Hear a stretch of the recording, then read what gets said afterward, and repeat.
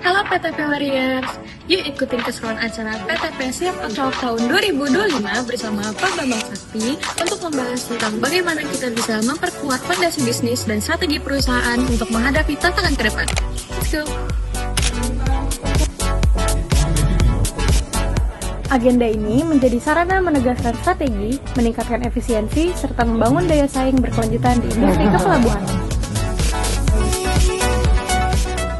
Selain itu, CFO juga memberikan arahan strategis dan mendorong karyawan untuk berkomitmen pada pencapaian visi dan tujuan perusahaan. Itu dia highlight dari acara PTP Siap Talk 2025. Terima kasih sudah ikut meramaikan dan sampai jumpa di acara-acara inspiratif selanjutnya.